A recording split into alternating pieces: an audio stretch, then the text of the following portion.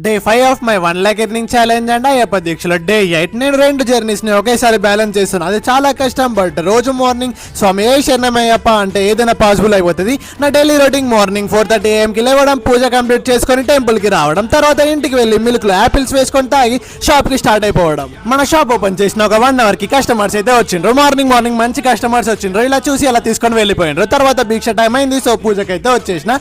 అయ్యప్ప స్వామి దీక్షలో మన కోపం, మన ఈగో, మన సుఖాలైన దుఃఖాలైన అన్ని కంట్రోల్ చేసుకొని అయ్యప్ప నామస్మరణ చేసి మన మనసును అయ్యప్ప స్వామిలో కలుపుతాం. దీక్ష కంప్లీట్ చేసుకొని షాప్ కాడికి వచ్చేసిన స్వాములు మన షాప్ కి వచ్చిన 95% కస్టమర్స్ సాటిస్ఫై అయ్యే వెళ్తారు. బట్ ఇక 5% కస్టమర్స్ కి మోడల్స్ నచ్చవు అండ్ కొందరికైతే ప్రైస్ ఎక్కువ అని అంటారు. అందరికన్నా తక్కువ ప్రైస్ కి ఇచ్చినా కూడా కొంతమంది స్వాములకి ఇంకా తక్కువ కావాలని అంటారు. ఆ 5% పీపుల్ ని ఇగ్నోర్ చేసి మనకి సపోర్ట్ చేసే 95% కస్టమర్స్ ని గుర్తుకు పెట్టుకోవాలి. షాప్ క్లోజ్ చేసి ఇంటికి వచ్చి బాత్ చేసి మా పీఠం కాడ పూజ చేసుకొని గురుస్వామి వాళ్ళ ఇంట్లో అభిషేకం ఇంకా అల్ప ఉంది అంటే అయితే వచ్చేసిన.